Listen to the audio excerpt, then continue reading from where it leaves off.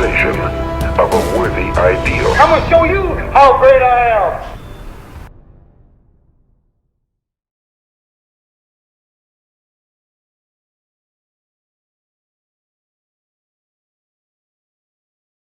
Hey everyone, this is NJ here, the host of the NJ podcast, and welcome back to another episode where we're going to be having some fun and fantastic conversations. Remember that the theme of this podcast is that success is the progressive realization of a worthy ideal. That means you're doing what you've always wanted to do because it's aligned with your highest values, and that is the only way for you to really live a truly fulfilled and inspired life. And on the show, we have conversations with people from all walks of life.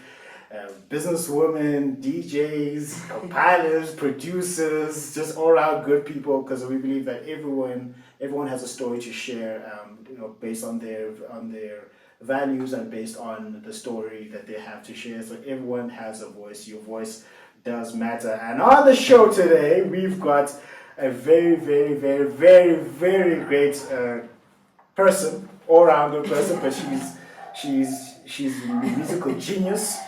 Kanye, be aware, because we've got a musical genius up in here. We've got a musical genius. All right. So her name is Lotus Mae. I'll read out her bio here. And so Lotus Mae is from the streets of Johannesburg, and she is a musical enthusiast. Oh, yes, musical enthusiast. Yes. And then from developing a musical interest in 2016, she took it upon herself to study the nuances of music while majoring in composition, music production, sound engineering, and music business. So wow, right, jeez. Mm-hmm. Did Mozart really start at 3 years old with composing or something? Yeah, I mean, I don't even know how I actually landed here. Okay. All right, cool. So while pursuing her musical career, she scored her first residency with Chisanyama Bramfontein. Hey, that's a nice spot, eh?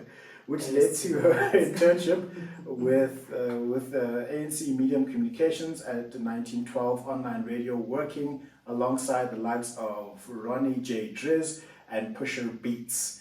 Her break into the entertainment industry extended when she joined Cobra Tycoon Online Radio, now known as Opulence Africa Radio. As a prominent radio personality and content producer, she got featured as one of the biggest deep house YouTube channels in South Africa. Best Beats TV. Ooh, yeah. And curating playlists for Paradise Sound System on Spotify, gaining recognition from international artists such as Flakawara.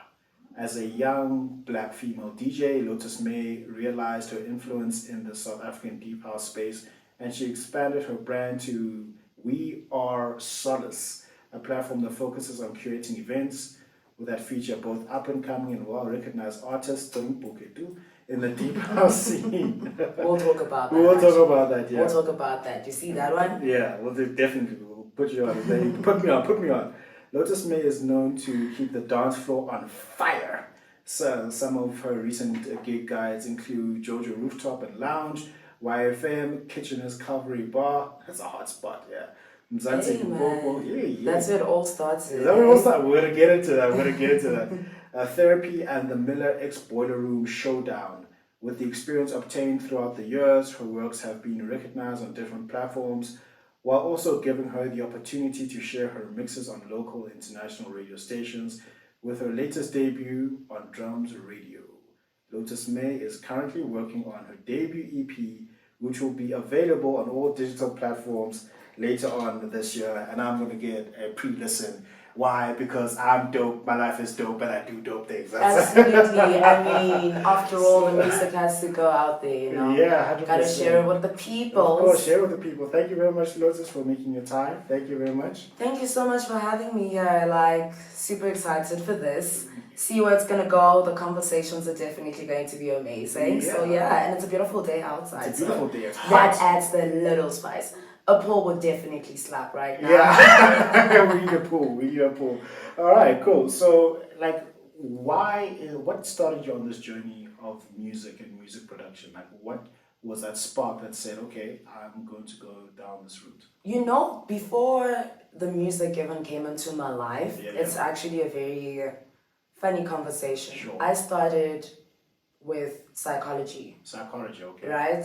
So I started with psychology. I was already enrolled. Yeah. I think I went to class for like 3-6 months. Okay. Then I realized that actually I cannot be not sane and try to make people sane. Yeah. It doesn't make any So sense. you felt insane, but you... Yeah, and I'm like, no, but what kind of psychologist or therapist would I be when I can't understand my own emotions? So let me actually find something that is going to help me discover myself, who I am. Then that's when I started going out. Sure. Started going out, seeing all these DJs play out there, and I was like, wow, this is actually really interesting. And I was going through a very rough patch from the transition from high school, trying to figure out who you are outside of that dynamic as well. So that's when I started DJing at Sound Select. That was in 2016. It was a year right after matric, because I matriculated in 2015. Okay. So I was working with Sound Select part-time, and obviously their sound store. They have all that gear there, and Which branch was it? There was a branch that was in CBD. Okay. Yeah. So I was very fascinated by it, and there was also my manager then, Rogero. He's a professional sound engineer. Okay. So he started mentoring me during that time, letting me know how sound works, like all the technicalities. Then I was like, you know what? Maybe I might as well just pursue studying this so that I can actually know the full-on dynamics of how to actually be a sound engineer. And every Friday they would plug on the sound so that they can advertise it to like the clients that are walking in. Then May being May and curiosity got the best out of me. Started learning how to DJ. And I mean, everybody in the room knows how to mix. They all sound engineers. Of course. They all have DJed somewhere before. They know how to mix properly. Mugele na pere, heavy on pere wire. And started doing that. Then my first residency came from there. Chesanya. Yes. Did you eat while you were there? Like, did you Oh no, absolutely. Yo guys, I take rider then for a girl that didn't even know what money was. And having such a residency, to me, it was one of the best things that have actually happened to me. Shout out to Oratile for actually trusting me with her store to be like, I believe she can keep my people happy. I believe she can bring in more people. When she's on the decks, I know this is actually going to be fire. And there's so many people that have poured into my cup since then, and that's another thing that kept me into wanting to do more. I loved what I was studying. I still love what I do until today, so I would never exchange it for anything else. No, that's good. So how did you pick your sound initially? So, because I know a lot of people, I'll tell you why I'm asking this question, how you picked your sound. Because a lot of people, I believe, are chasers in this industry. They're just chasing. It's always the case. They're chasing the views, they're chasing the follows, they're chasing the likes, they're chasing the It's glamour. always the case. So what they'll do, they'll hop from genre to genre to genre to genre for what is hot, but they're not going to stay in not necessarily their lane or their chosen lane.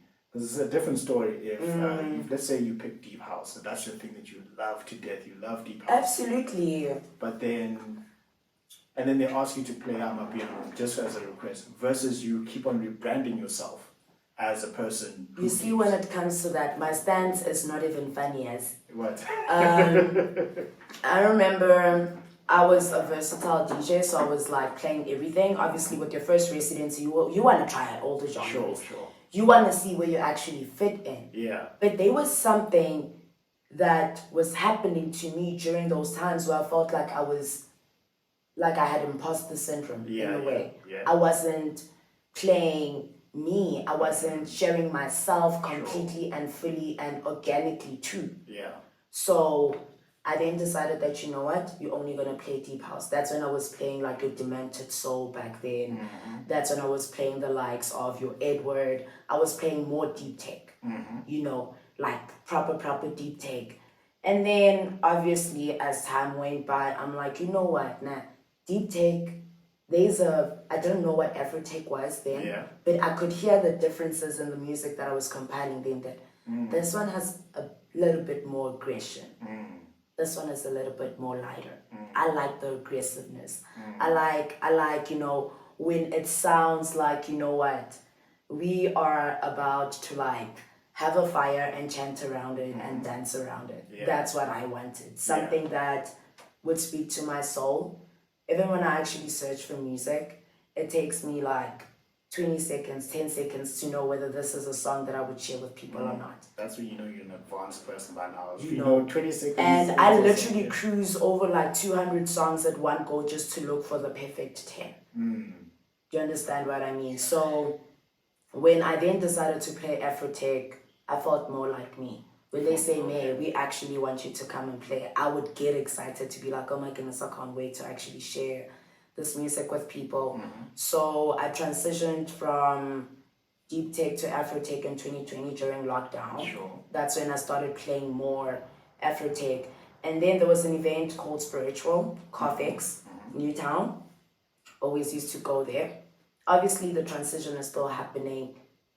My DJing wasn't perfect by then, but I was getting myself in the spaces whereby I knew that when I'm actually in this space, I can become more inspired to actually push this even more. Sure. So that's when even some of the people that I was working with started introducing me to some of these people, and I would go there.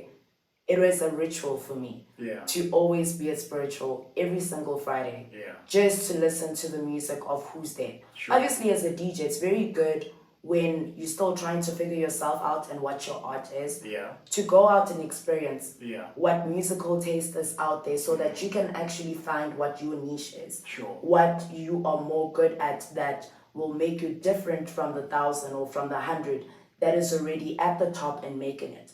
So that's what I started doing, and today I can proudly say that my music taste has actually grown to a point whereby there are days where I find music on Beatport and I sit down and I'm like, girl, how did you land the song, you know? So yeah, that's basically how I made it. So would you consider yourself a purist? No, I wouldn't say I am a purist, but I'm more of a spiritual person. My music needs to heal people. If I'm gonna play you a song, you need to figure out yourself. If you're going through a lot, listen to one of my mixes. In whatever mood you are currently experiencing, my music is for people to let go, shred off that old skin, you know, and grow into being a better person. So that's how I see myself. I am a healer. I'm not just a DJ. I'm not just a producer. I'm not just a compiler. My music is, for me, I am the middleman between the other people that make the music, including the music that I make, and sharing it with the people at large. Sure. Yeah. No, that's power. Power to the people. Absolutely. Like, I mean, there's nothing more greater than being able to share a part of you with millions of people. Because we all go through different walks of life. Yeah, we do. And the one thing, besides race, religion, or anything, the one thing that will always make us to connect and understand each other is on the dance floor. Sure. When you go to a place and you're like, today I am going to have fun. Some of the conversations that happen at the dance floor are usually the conversations that will change the rest of your life. True. They are the conversations that will change your perspective to the core. Sure. Whereby you might find out that you're actually going to bump into someone that God had placed for you, even though it was not the setting that we might say is the right place for us to actually experience real conversations. But that's where they actually happen. Right there at the dance floor. That's where you actually meet your tribe majority of the time. 100%. Yeah, hopefully they're sane. Hopefully they're sane. So when you were doing your first residency, right? What were some of the highlights of that experience? Because when I hear about residents, some people say I get exploited, I'm not paid enough, it's not nice, I spend so many hours, it's not rewarding. That's one side of what I've heard. But from your perspective, how was the experience at Chesanyama with the My experience at Chisanyama is the reason I am Lotus Mae today. All right. When I was at Chisanyama, I used to go by Miss May. Miss May. Okay. How do you come up with that name, Miss May? So my full name is Ntsamaeng. Yeah. May is the center of Ntsamaeng. Yeah. It's the middle of my name. So it was Miss May then. Obviously still playing all the different music, not understanding what you're doing. It's there, it's nice. Then late 2018 into 2019, that's when my residency with Chisanyama had ended. I needed to figure out who are you outside of your first residency? Who are you outside of the music that you were playing there? And going back to what I was saying, that feeling like I was being an imposter in what I was doing, even though I knew that I was gifted and I knew I could do more. I sat down with myself this one time as I was thinking, something whispered, like, you know, when there's just something at the back of your head, it's like that voice that you hear out of nowhere. It was like, Lotus. Yeah. Put it together with me. Yeah. And I was like, Lotus Mae, it actually sounds like money. It sounds very authentic. It sounds very lively. It sounds luxurious. I was like, oh, Lotus. You know, like when I say my name, hi, I'm Lotus Mae, I feel good about myself. You know, it sounds great. So Very great name. That's how I came up with the name. And also Lotus, the lotus flower itself has got a very spiritual significance. Sure. In most religions, Buddhism as well. It's all about balance. It's all about symmetry. I'm a Libra as well. I'm all about symmetry. I'm all about order.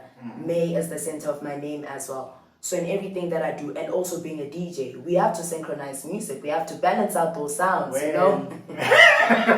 Well, some people who play those Devon Julys don't.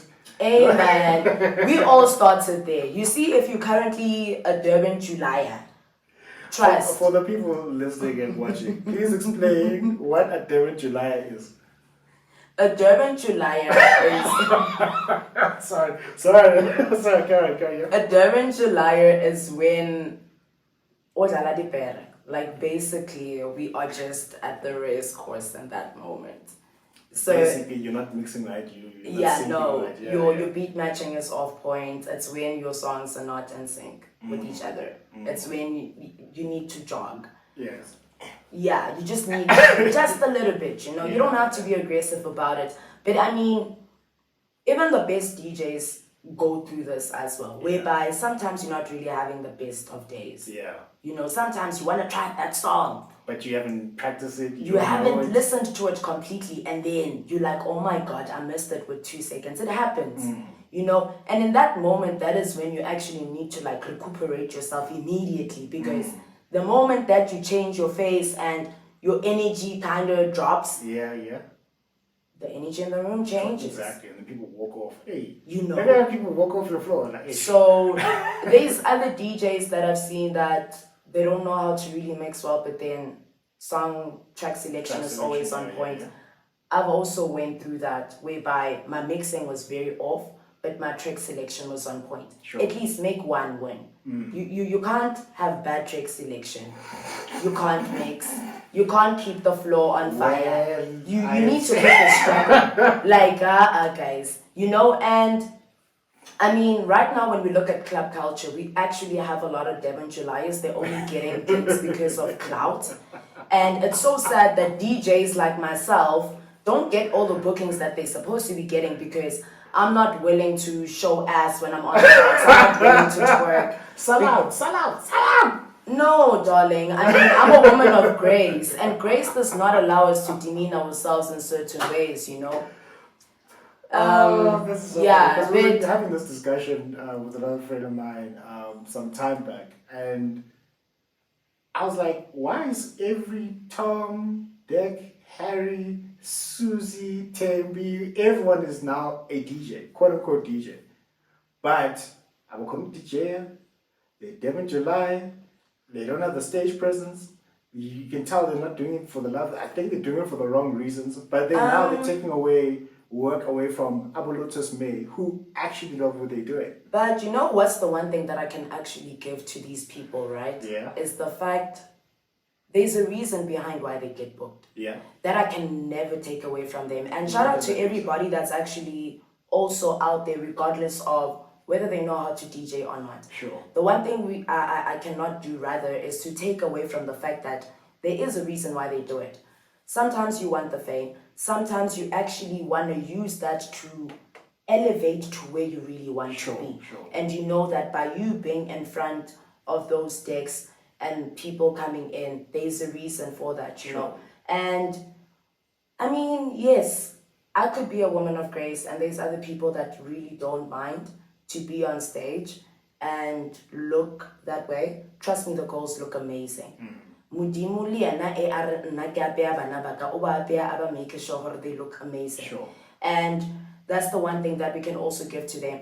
There's also a couple that I've seen that when they started, we thought that it was all pretty privilege.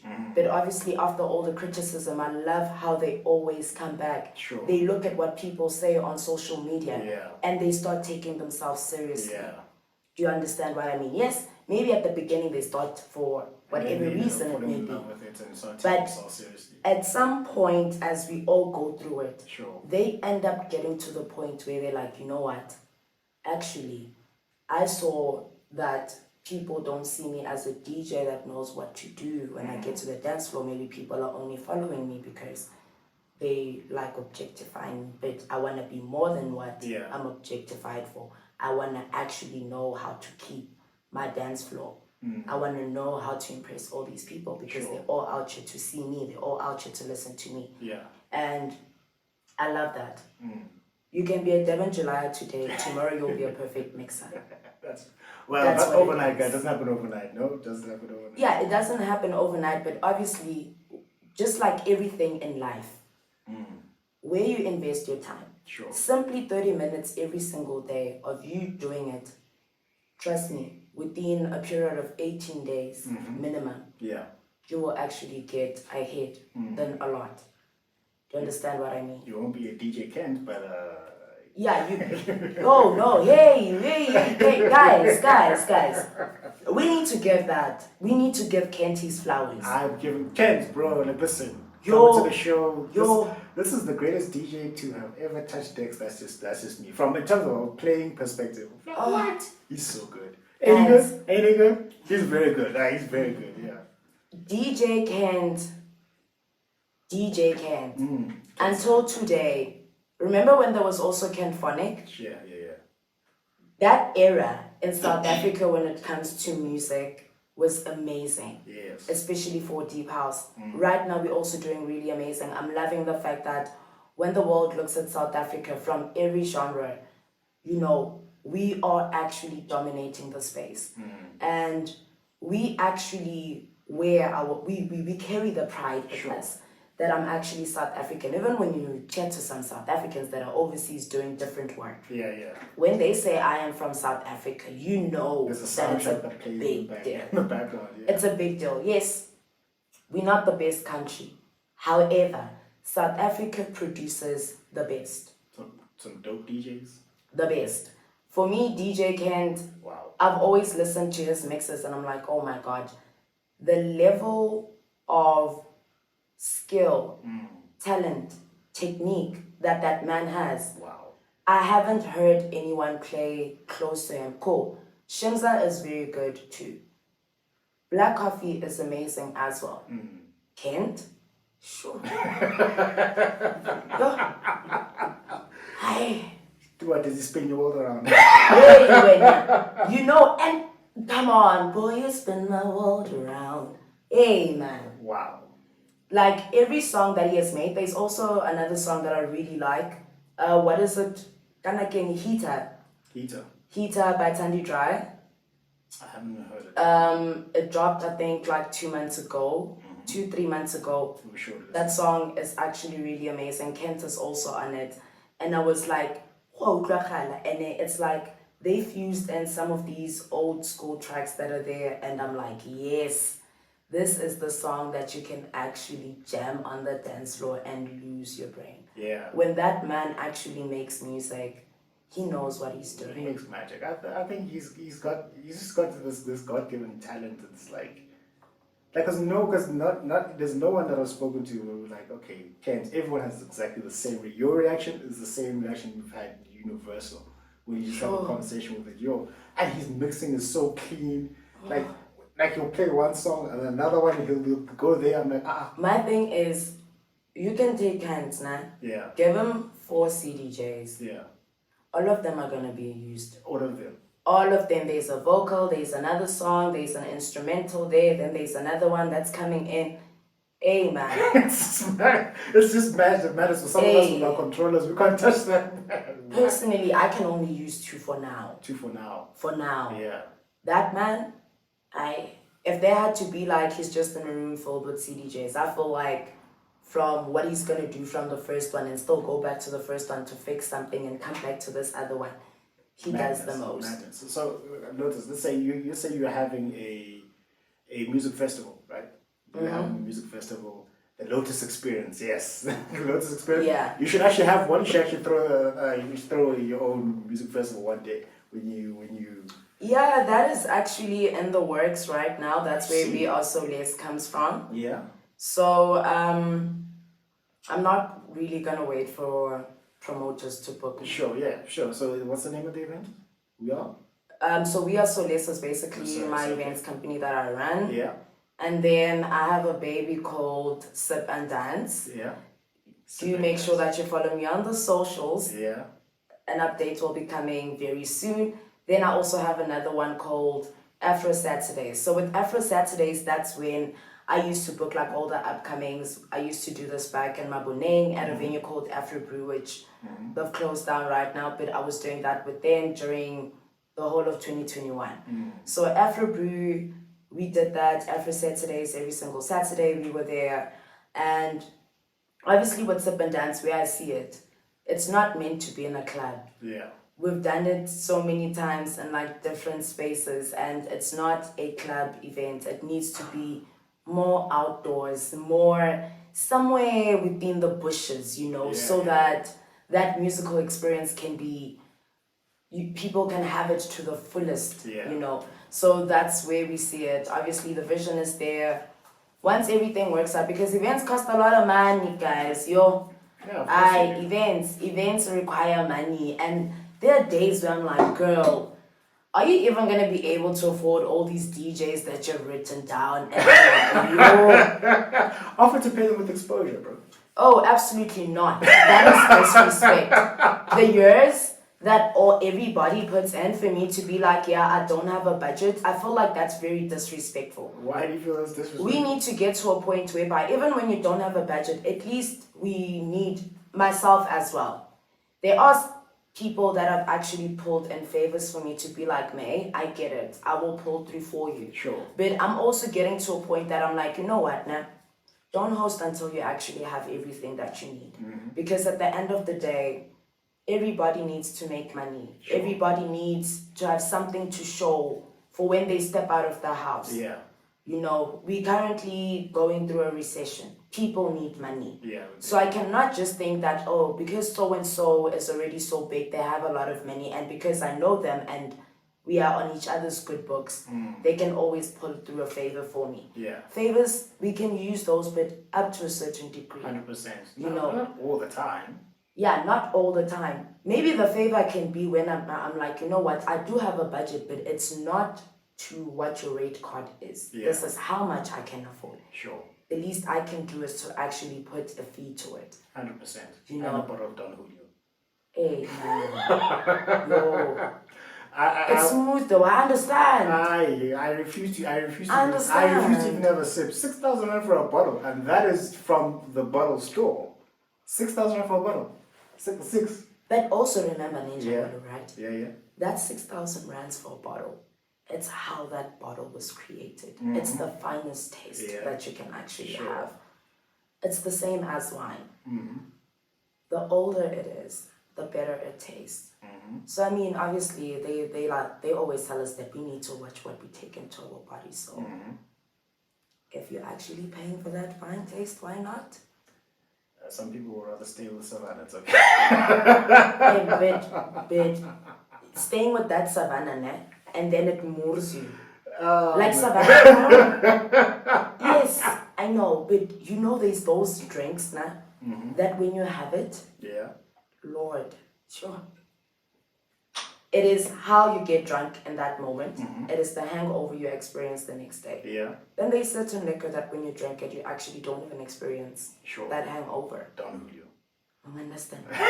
Okay. And I'm a tequila babe. The first time I had Don Julio, I was plugged in by one of my other friends. Oh, yo, I was like, and for tequila, you know how tequila is. A lot of people are like, oh my goodness, no, I don't like tequila because it always gets me drunk. I'm a tequila babe. We're going out. tequila has to be there. Uh-huh. We need to add it. And then the last time we were actually at Afrobiza, Yeah. while I was actually at the bar, I don't know what I was doing at the bar, but there was a moment I was actually at the bar. May. Hey, Miss May. Hey. Hey, Lotus Mae. What are Hey. you doing at the bar? I don't know what I was doing. So while I'm standing there, this guy is like, he's ordering tequila and we're having a conversation. And obviously the tequila conversation lands there. And he's like, actually, I just ordered Don Julio and he mixed it with orange juice. And he's like, you haven't had this. I want you to actually taste it. Yo, my insides were just moving, you know. And I'm like, oh, this is actually very nice. Then after that, I definitely needed to have it more. So I started doing that. Oh my gosh. So yes. 6,000 for a bottle. Imagine. Absolutely. It's the same as when you have champagne. Get quality, my love. Ace of Spades. Moet. Amen. So back to the question, right? So you're about to have a music festival and you can have a lineup of 10 DJs. Oh. I'm saying you can have a lineup of 10 DJs. So the reason I'm asking this question is because I'm trying to understand more what your tastes and your influences and what makes. Is it gonna be like just local or both? International? So we'll break it down to this. So we'll have one list that is just pure local DJs. Yeah. People who are from here. They may be playing outside, but then they're from here. Then we can do one which you can have a mixture of wherever, right? So Okay. First one, yeah. First one, Tandy Dry. Tandy Dry. Hey, Tandy. Tandy Dry. Yeah. Texan. Tungsten, yeah. Kind of Soul. Kind of soul, yeah. CO. CO, sure. Wow. Kasango. Alright. Silva. Yeah. Son of Icadian. Yeah. He's actually a very dope upcoming DJ. Alright. Super amazing. He's from Limpopo, Tzani. Sure.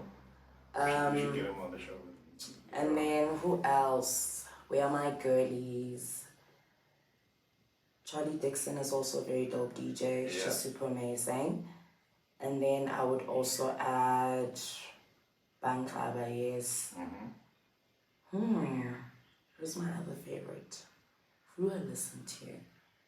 Black Coffee, if I can actually afford him. The Africa Deep. The Africa Deep, he's dope. Cosmic SA. Yeah. That's my lineup. That's your lineup, right? Yes. That's from the local guy. That's from the local guys. Now, mixture, international, local. This is a new list now. Internationally, Rufus Du Sol. Mm-hmm. And then Ben Bomer. Yeah. Always loved his music. Yeah. Mono Lang. Yeah. Then I would also add Christian Lofel. Kiasmos. They're actually a duo.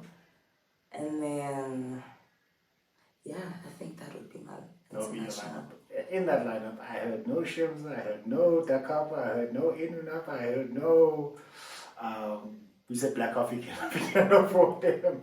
You have an open budget here. So there's no Martin Garrix, no David Guetta, no Peggy No, Goo, no, Yeah. none. Why? I think, This is telling me a lot more about your taste and what you prefer. yeah, it's beyond the taste. Sure. It's beyond what I prefer. Yeah. It is about the DJs that are worthy to be seen, to be heard. Okay. Because for me, these people that I've mentioned, the reason I would go for them, Yeah. they understand the art more than anything else. The art more than the commercials, you think? Yeah, the art more than the commercial. Because, I mean, if you're already a David Guetta, why would you have to be on a Lotus Mae event? Sure. You know, you're well established. That's a very good point, yeah. You understand what I mean? There are people that are here right now that deserve to be on the biggest platforms and they are not seen enough. Yeah. So for me, it's not just about bringing on the biggest person with the biggest name. Sure. It is about putting on the people that are actually worthy of being heard. Yeah. And all these people that I mentioned are producers themselves. Good. And for the one thing, when I actually came up with Sip and Dance, the reason behind Sip and Dance, my first event was with a venue called the Box Shop. Sure. They sell craft beer. They create their own beer. That's where the sip came from. Yeah. The dance was me envisioning having all these producers come into one space, not playing what we already know, but sharing what always sits on their computers. Sure. Those exclusives is what we want to hear. You know, test out your new work. Let's give it a dry run before anything else. You're not really sure about it. It stayed there for 2 years. It might be the biggest song you've ever created, but you wouldn't know that because it's still on your PC. So that's where Sip and Dance came from. The idea was, let's bring out the producers. Let's have them share what they would never share. Sure.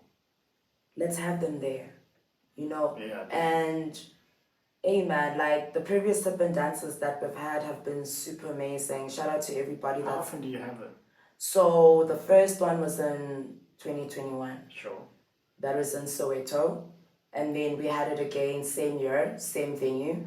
Then I did it again. 2022, obviously, I took a gap from like everything. But I was still gigging. Yes, I was still gigging. Then we came back again last year. We did it with the roof, 4 ways, beautiful venue. The view was super gorgeous.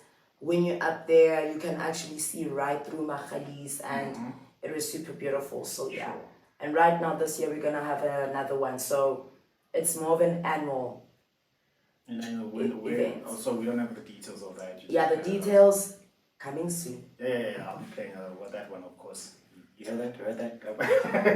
Absolutely. You gotta plug yourself. And also this year, another thing that I was looking into is expanding the lineup, because what I've done previously is that the lineup has always been 5 DJs. Okay. 5 DJs, 2-hour sets, because an hour is not enough if we're being honest. An hour DJing is not enough. To paint a picture, you need time, man. Like, you need to serenade the people.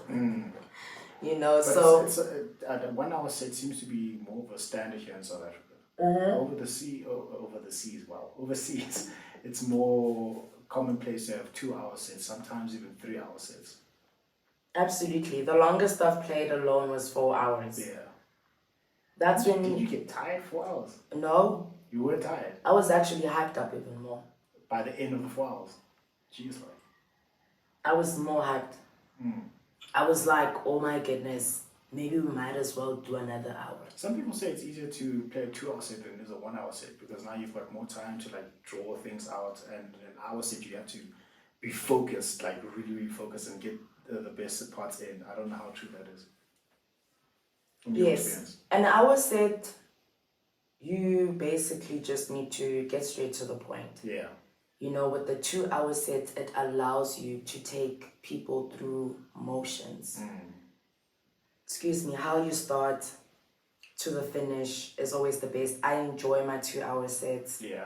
I love my 2-hour sets. I remember even when I was also resident with Therapy AGOG Gallery, New Dolphin team, they always booked me for 2-hour sets. Super exciting when you know that you've got a 2-hour set, man. Yeah. Because you like, I have all these bangers, all these exclusives that you received from all these amazing producers, and you just can't wait to share that with them. So yeah. 2-hour sets are the bomb. No, well. It has to start being a standard, rather. I don't know with Amapiano how it would be, because majority of the time with Amapiano, it's more of a party. But there's also like different types of piano. Obviously, with the very much commercial, it would be a bit difficult.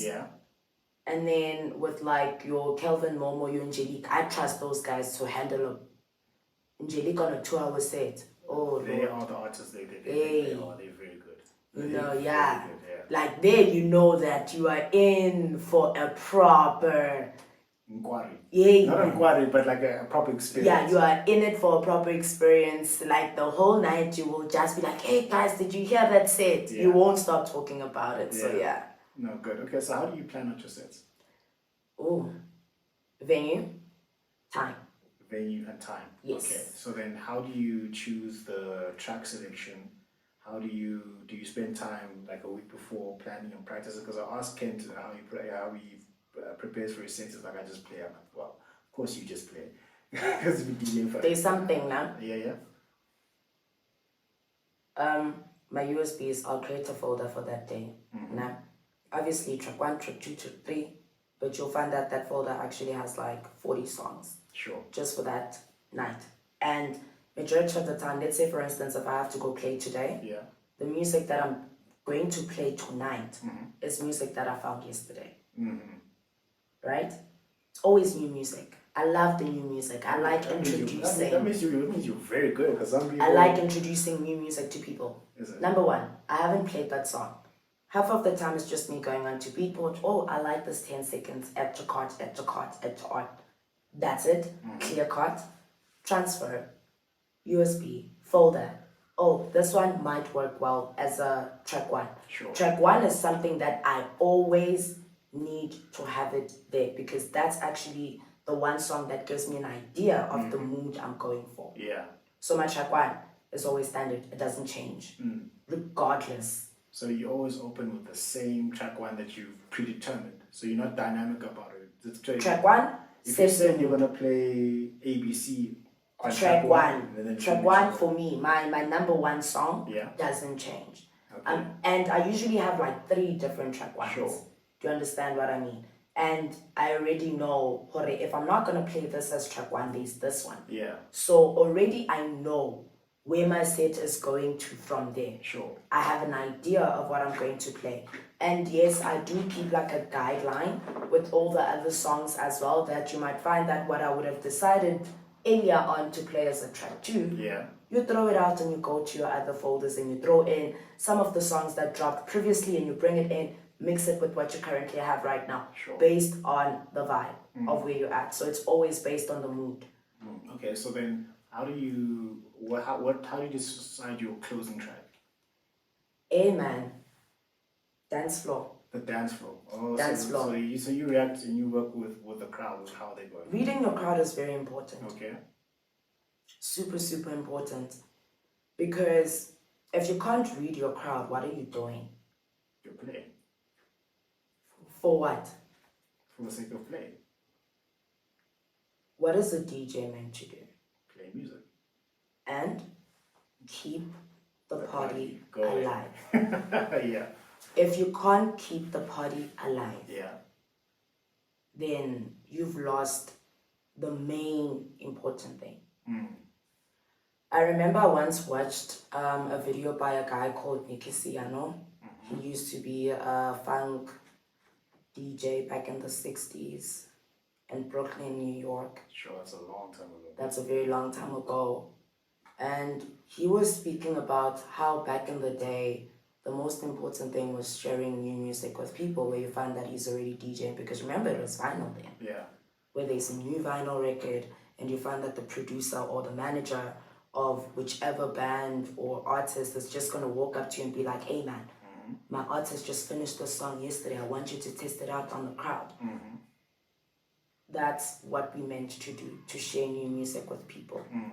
And Kid Funk also advocates for it as well. I mean, he's had so many tweets where he speaks about how being a DJ is important for you to introduce new music to people. Sure. You know, and that's where it comes from.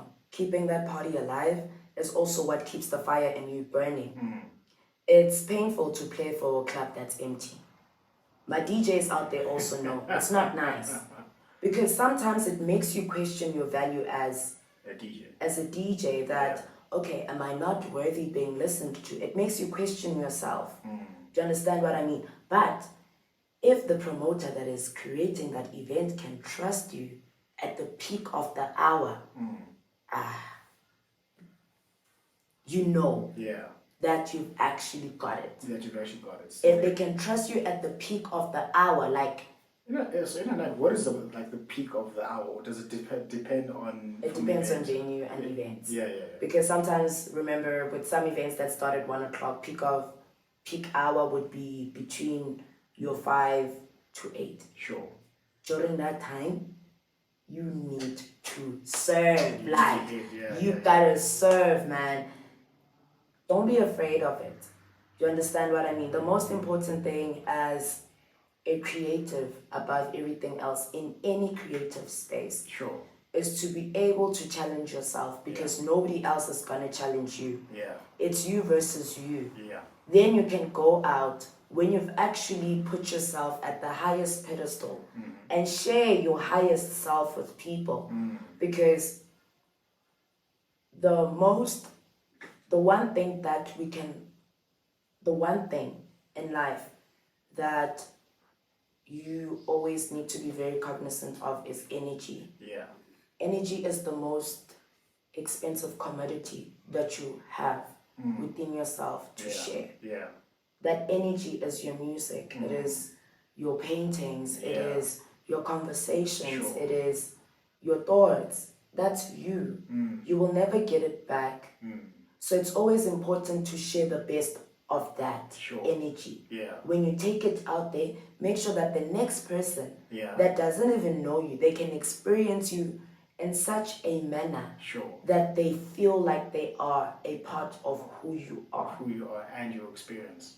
Yeah.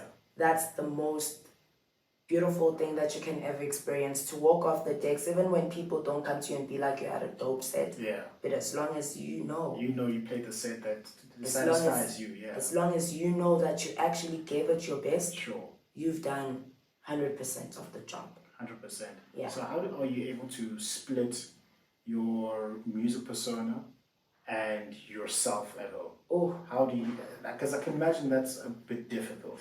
Because now you're building a fan base, hey, Lotus Mae, but then back home you're like, no, I'm not Lotus Mae today. Ntamayeng Musiamedi. Yeah. Ntamayeng Antoinette Musiamedi is who I am. You say Ntamayeng Antoinette? Yes. Antoinette. Yes, Antoinette, that's my second name. What's up, Ants? No, I'm joking.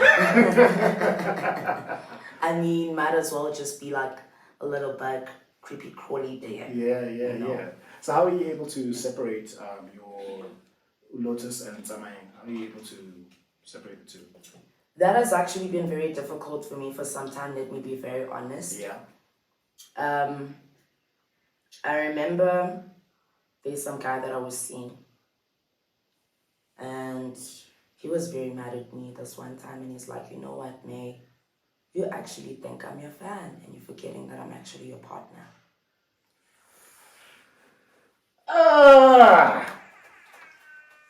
Yo, man. Say it again for the people. I think they didn't hear that. Say it again. Say it again. I am acting like he was my fan, and I'm forgetting that he's my partner. Yo. You didn't know your place. Basically. You didn't know your place. She didn't know her place, people. She didn't know her Basically. place. And you know, it's such conversations that people have with you outside of the glamour, the makeup, the outfits, where you are at your crustiest of crust. Where you are at your crustiest of crust. That's when these conversations need to happen. Sure. In that moment, that's when I sit down. I'm like, okay, what is it that you're actually doing that made this person feel this way? Yeah. Now it's self-reflection, because there's a reason they said that. I did something that made them feel that way. Yeah. So that was now where I needed to learn how to separate the two. Sure. Because there's times whereby I was behaving like I'm Lotus Mae in the house, instead of actually behaving like Ntamayeng Musiamedi. Of course. You understand what I mean? So being a mom also made it much more simpler for me. Oh, you're a mom as well. Yeah, it actually helped me to detach from the two. Son or daughter?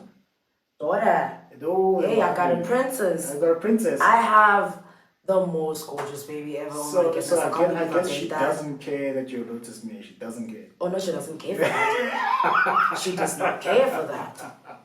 Kids don't care. Yeah. What you do outside, that's a you thing. Yeah. Like, children will actually make you realize, or they will humble you. Sure. Roga.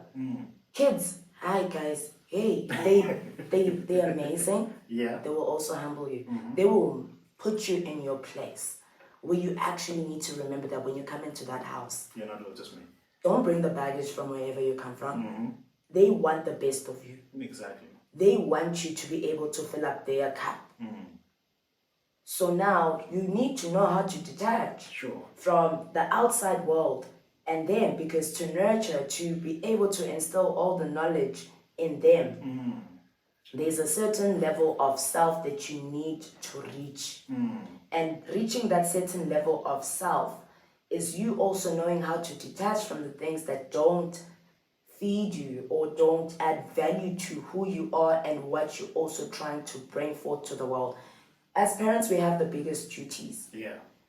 We need to be able to get to the position where when we look at our children, we can be like, if my daughter goes out into this society, they can actually bring positive change. They can actually be able to have boundaries. They can be healthy people towards the next person. In order for them to do that, That's your responsibility. it's my responsibility. Yeah. It's me knowing how to forget about the backlash that I might have received from another person due to a certain thing and be able to tap into my true self, into my true form. Sure. Because those are two different people. There's the artist and there's the person. Yeah. So when did you get to the point where you were able to like definitively, not superficially, but like definitively, this is Lotus, this isn't something. Last year. Last year, it took you a while, eh? It did. Last year. What happened? Like I said, being a mom. Last year was my first year being a mother. Oh, okay. So the birth of your daughter Changed a lot in my life. Sure. It brought so much positive influence into my life. Yeah. I sometimes feel like if she hadn't been born, I might have lost my way in everything that I was doing. Because there was a point where I made a lot of bag. In my life, I've made a lot of bag still due to make even more. Just to say that since you made a lot of bag, we need some cameras and more lights. So just in case you want to come sponsor us. Absolutely. So there was a moment where, in as much as I was making a lot of bag, but I didn't know how to spend it, I didn't know what to do with it. Oh, okay. You blow it up. Okay. You use it for all the wrong I blew reasons. it. We all I blew it. Hey. Hey. That one, I'm not going to touch too much onto it. Sure. But it's such things, that make you realize that you need to change your way of life. Sure. It's such things that when you sit down and you look at yourself, and the question is, why did you actually do A, B, C, D? And half of the time is always the fact that you don't really know who you are. I went through that moment where I didn't know who I was. Okay. In as much as, yes, I had all the flashing cameras in my face, all these beautiful things happening, but there are things that I lost because I didn't see the potential of what they would be and what they were bringing into my life. Yeah. Because we tend to be ignorant as people from time to time, you know. And it also takes a lot to come to the realization, hore, we're taking into my oposo on A, B, C, D. Do you understand what I mean? So you're at the point where you can call yourself out. Yeah, I do. Good. That's quite rare because a lot of people don't. I call do. themselves out. Like, hey man, you always have to call yourself up because nobody else will. Nobody else is going to tell you to change your way of life besides you. It's either we all have a choice to make. Sure. Do you want to be a righteous person or do you want to continue living a life of delusion, living a life of oblivion? It is the choice that we make with ourselves. Do you understand what I mean? And this is the reason that we always need to remain steadfast in what we believe. Yeah. My other thing is that I never had boundaries. Explain. I never had boundaries. God, I was a piece of paper when the wind blows there. You go left, you go left, you go right, I would go go right. with it. Do you understand what I mean? And ever since I made the decision for myself to be a better person, because I also want my daughter to look at me and be like, yo guys, my mother. Understand? I don't want her to find her number one inspiration should be me. Sure. Then she can find her muses from outside. I'm okay with that. Yeah. But I want my daughter to look at me and be like, this is the queen that birthed me. Yeah. And aspire to have that queenship, to sit on that throne and own it, to wear that crown with confidence. Do you understand what I mean? Yeah. So that's where I am at. And it also got to relationships, all these things that It's the little things that take away from us. Yeah. It's the tiniest of things that take away from us. Forget the bigger things. That one relationship that you may have with the person will change the rest of your life. Sure. That happened to me. All right. Where we experience all these things. So when you make a decision to separate yourself from your outside life, you are able to tap into that space and be true to yourself. Sure. That even when you go outside, and now you have to be the celebrity. Today, I'm Lotus Mae. Yes. In this moment, I am Lotus Mae. Yes. When I step out of this room, we call back in Samayin Yes. to come in. God, now I'm going to my house. The energy that I need to introduce in my house. Yes. It's not the Lotus Mae energy. It is the Samayin energy, Mm. which fuels Lotus. Well, I understand No, I it get too. you. Because even Samayin empty. Because I was empty. There was a point in my life where I was really empty. And it even showed in everything that I was So doing. then when you were empty, when you say empty, what does that mean? What does it translate to and how you become quote unquote fulfilled?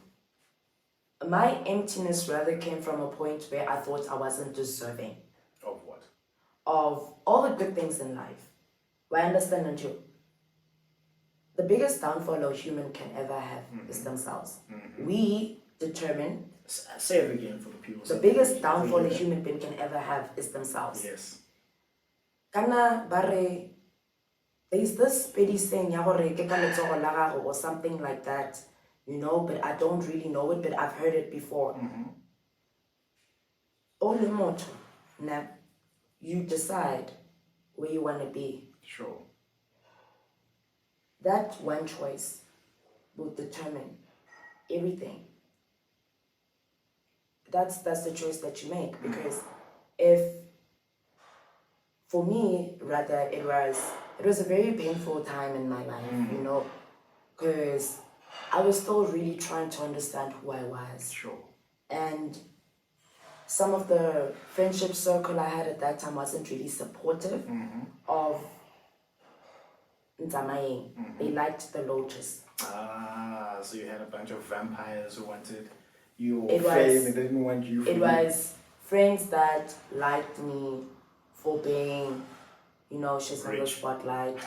She Rich and works. famous. She works on radio. Yeah. She's doing well for herself. It's Yeah. that thing. Okay, when we're going out, I don't have to pay for drinks. I don't need to buy tickets. Yeah, They will yeah. get me in. Yeah. Things like that. Oh, so I that's understand them like too. blood-sucking vampires, basically. So Bob Marley said something quite interesting. Was it Bob? I believe it was. He said, good friends are like stars. Yeah? You only see them when it's dark. yes, I went through my path. Pregnancy was one of the. It was a beautiful moment, but a very painful moment as well. Painful in what sense? Everything that was happening around me during that time Sure. was very toxic to who I am.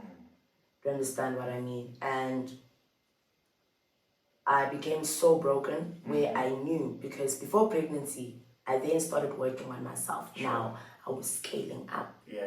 Then this one thing, just one, This life event happened and then just like, came there. And guess what?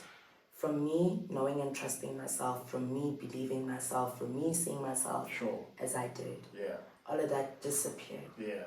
And it's so crazy because in that moment, it made me remember every other painful thing that has happened before. Yeah. And how I treated myself. That this person is introducing an energy that I shredded off me. Sure. They are bringing that back into my life where I don't. They're taking you back to who you once were and you don't know longer that person. You And don't I'm no want to be longer that that person. person. Yeah. And I can't be that person. Yeah. You know? And it was very painful because also remember, sometimes familiar energy makes us very comfortable. We can't break away from it very easily. And there are days where I look at myself and I even tell my friends randomly that, oh my goodness, I'm so glad of where I am today. Excuse me, yes, I don't have everything I did then. Excuse me, but right now I am at my most peaceful ever. Yeah, it sounds like what Mike Tyson went through. I mean, he was I mean, $300 million as a boxer, lost it all, went to prison. And in prison, he said he was the happiest because no one is around him for any of his money. People who are around him are there for being genuine, yeah. I am at my most happiest. I'm very content. Happy, man. You're happy, and you don't play the devil Julys anymore. Wait again. There's growth above everything else, man. Yeah. There is growth in Jabido. Yeah. Like, so much growth has happened in my life. You know, when I actually look at it, I'm like, yes, girl. You're doing the things. You're making the parts happen. They're doing the things that make the things not to be done. Hey, hi, Gumnandi Game. So, Lotus, we're a part of the show where you get to be the interviewer. And Sorry. You get to be the interviewer. You get to ask me questions. Oh no, don't worry about it. Very soon. Very soon. That's gonna definitely be there. I like having conversations with people because that's where we actually get to learn and grow and experience life. Sure. Life is about experiences, guys. Yeah. Don't be selfish with yourself. No, don't. Go out, experience. Even when you feel like wait again, how not anything. Yeah. You have you. Share that. Why be selfish with yourself? Go out, share that. You'll never know where God is going to place you. For me, I am such a big person on God to be, hey, bruh, God, Yeah. you're doing the most, huh? You're doing the things that make things not to be You are doing the most. And through everything that I experienced, that's when I actually found my relationship with God. And I've never felt this way ever in my life, man. So how do you reconcile, because people have hardships, are reconciling being music and entertainment and having a good relationship with God? What do you say for people who are struggling with that? Like you're playing at these clubs and people are there, they're drinking, they're dancing, they're smoking, they're doing all these type of things that people don't consider to be good, but then you're there, you're playing, you're in that environment, and you're part of the environment and you're DJing, but you have a good relationship with God. What do you say to people who have a struggle with that life? Like I said, I am a healer, right? Yeah. When I walk into spaces like that, I don't know Sure. what you're going through. Yeah. I don't know you from a teaspoon, from a bar of soap. Yeah. My duty Sure. with the talent and the blessings invested in me Sure. is to pull you closer to you. The closer you grow to yourself, the closer you are to God, because as we are created in His image. Sure. That's my duty. I will get to the decks. I will do my part, Sure. which is to heal you. There's one of the mixes that I once did with Best Beats TV. When was that? I think in 2021. Sure. There's a comment on that mix that some guy posted. It's like, I was actually listening to this mix. Today is my daughter's 12-year birthday. Yeah. And I can't stop telling my wife how much I love her. Oh, wow. That for me. Oh, that was enough validation for all the work that you did. Exactly. That's God speaking. He listened to how I curated my mix.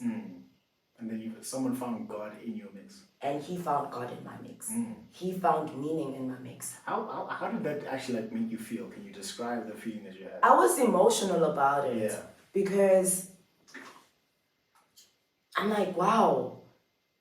All from me just DJing and just putting songs together, this is how this person felt. And there was no different July, that's why it was and no, I'm joking. Yeah. Yeah. And that for me was like, you know what, May, you're on the right path. There is enough validation that you're doing the right thing. The only way to repair your relationship with God always goes back to self. It's not an easy journey. I'm not gonna lie. Sure. I was mad at God for the longest of time in my life. And that's the reason I also feel that I was moving with the wind in everything that I was doing, because I had no solid foundation. Sure. I was not grounded. And now that I am a better person. Even my aura is so different, You walk into a space and you're light. And you're a breath of fresh air. Yeah. And light and darkness cannot live in the same place. they cannot be in the same space because one will always overshadow the other. Sure. So for me, even when I go to my gigs, the first thing I even do before I press those buttons, I always pray. I pray anywhere, any moment, anytime. I cannot tell what is the occasion. I will pray. My darling, I will pray. Yes. Because prayer has worked for me. Yeah. That's the reason my daughter is also alive today. Yeah. You know, prayer. Like in the moment that I had to give birth, man, that was the most painful for me because it was like I was overdue. The childbirth really that painful.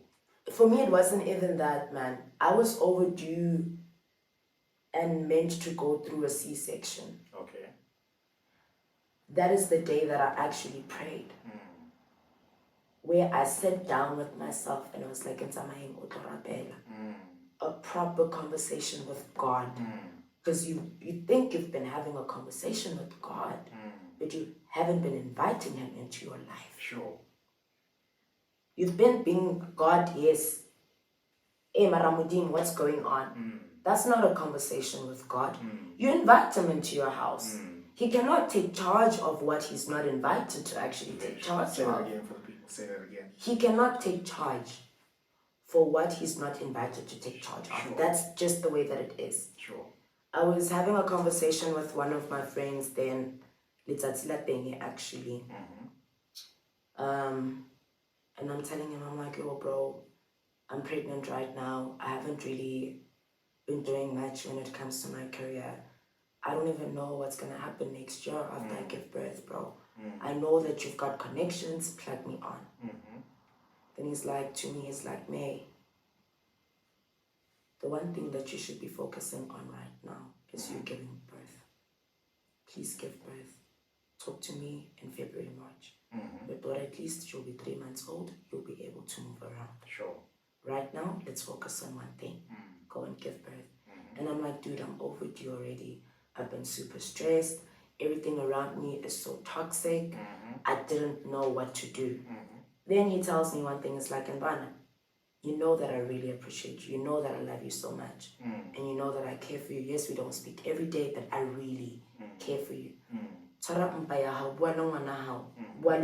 While you do it, you will deliver. One day passed, that night passed, the next day came.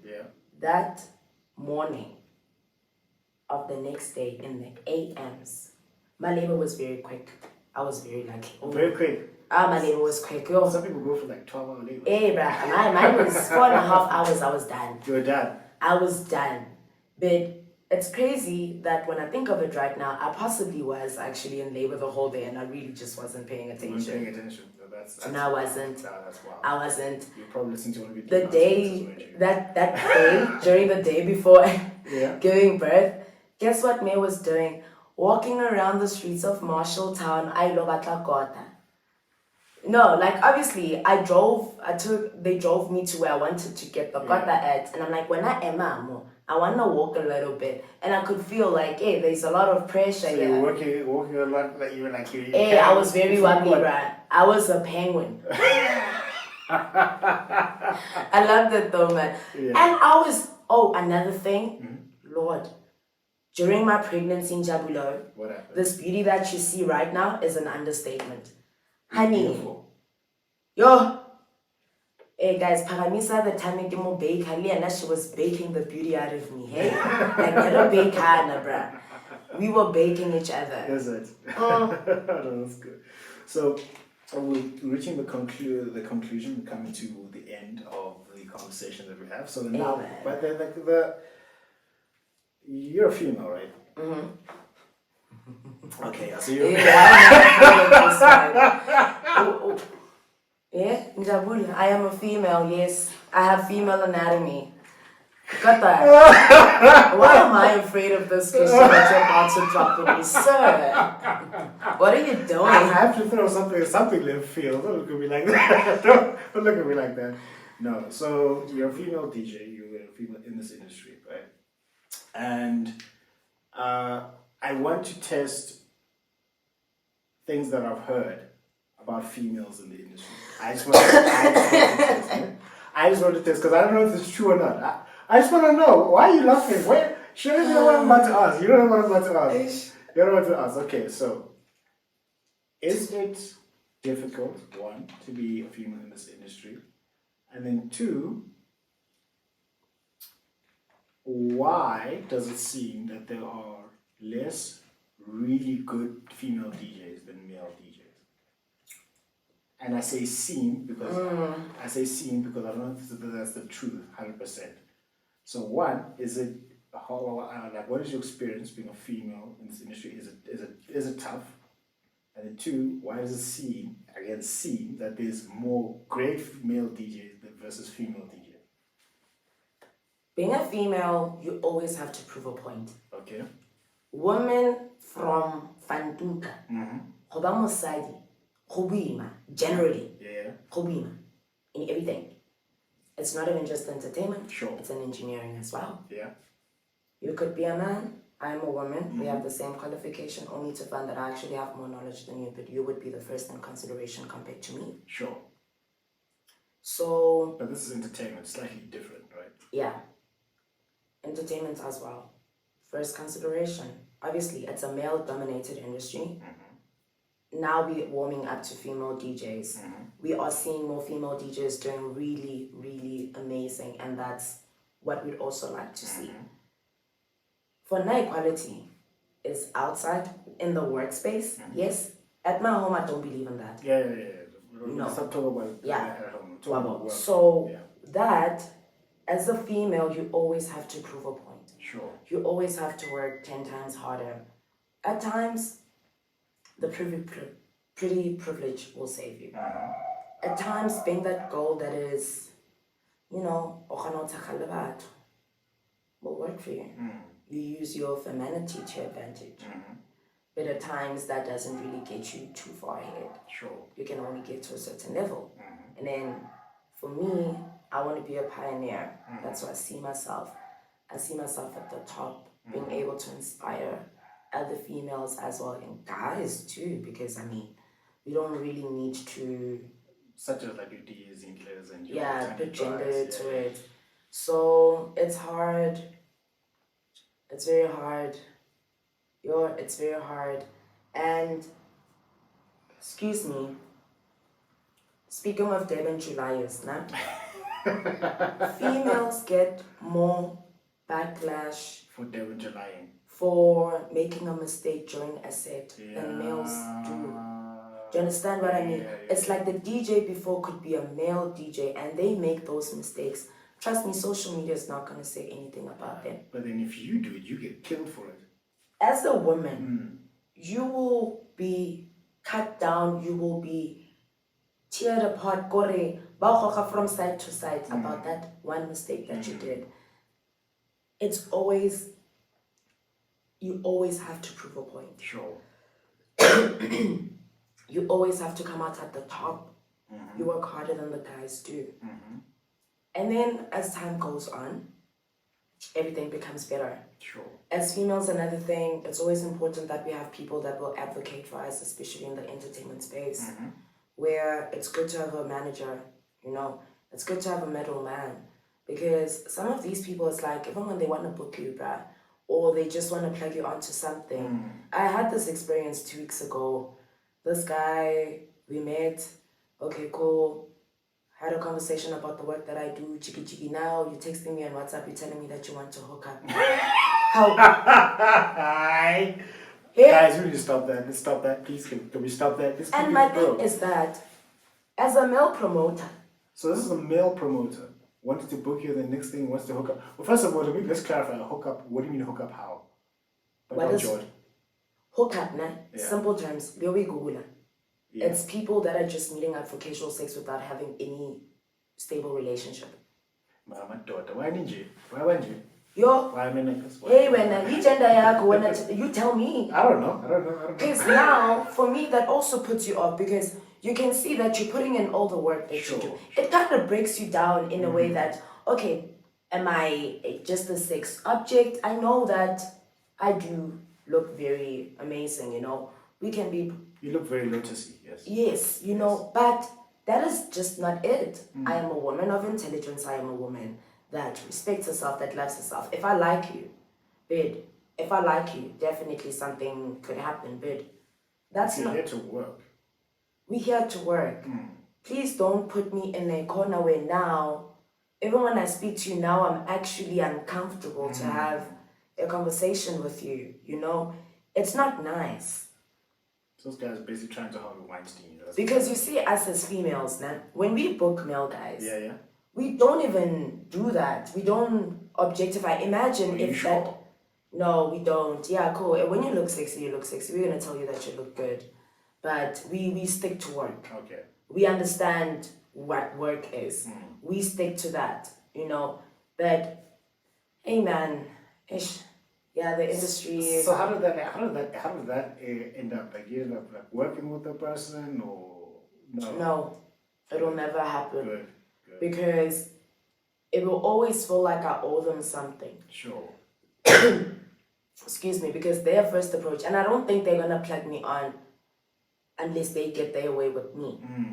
That's the case. So it's usually that case as well, where you find people that want to get their way with you, but it's okay. You know, that's not how the whole industry is. So are you not afraid of coming across such characters? They try whatever it is that they try. You stick to your integrity, and then It's fine. And then next thing you're being what they call blackballed, which means they'll go and say Lotus Mae is difficult to work with to all of their friends, and then now you don't get booked. The same thing happened to Monique.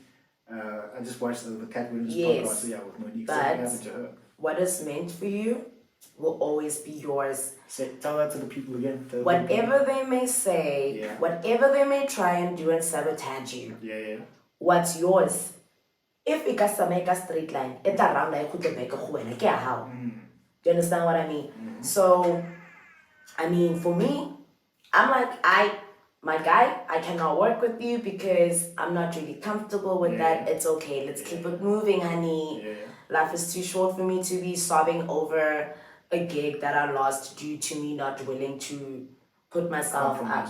You know, no, it's okay, honey. Let's move on. You know, and I'm also very direct. I think my female friends really know that May will put a man in their place. I will do that because it's also just me protecting myself from not wanting to indulge in things that are not serving. Because what's the point? I could have sex with you right now. It's not like you're gonna take me to Berlin. You want me to fuck you for a gig called propaganda? Listen, awa wena. Wena, awa gape ke bo sola jone jeo. No. You didn't just say that. Oh, sorry for my language. No. I'm not talking about the language. I'm talking about you're not going to take me to Berlin. Yeah, it's not like you're actually going to put me at the highest. It's not like you're going to be playing Tomorrowland after that, you know? You know? Come on, my guy. Wow. Pick a struggle. What are you bringing to the table, sir? Wow. Besides, you know. But then again, like this is also with that, the reason I'm asking about the female experiences in this industry is I'm seeing a lot of parallels between entertainment, actors, dancers, DJs, producers, whatever, and the corporate world where you've got like managers, accountants, doctors, lawyers. Same. Yes. It's the same. Based on the conversations I've had and the experiences I've had in a quote-unquote corporate setting, same. But you know what the one thing that's also amazing now is that look at all the women that are actually at the top of the food chain. Sure. Look at all of them. Excuse me. Besides them just having had worked hard, they're actually very deserving of those positions. They are absolutely killing it, and I love it. For instance, look at the likes of DJ Sinclair. She deserves it. She deserves to be at the top. Sure. She knows what she's doing. You know, she's a game changer. When people look at her, they feel inspired. Yeah. Do you understand what I mean? And it's the same thing when I mention that as females, we need people that are going to advocate for us. 100%. She had a great team behind her, which protected her from experiencing some of those things. Yes, maybe there might have been people that tried, but now to book a propaganda and then but now because of the team that you have behind you, it also really does protect you from experiencing some of the mediocre individuals that exist within the entertainment industry. I mean, if any female wants to be within the entertainment space, I would never discourage them to do it. Go for it, mama. It is the best place that you can be for yourself, and in everything that you do, you always just have to stay true to yourself, you know?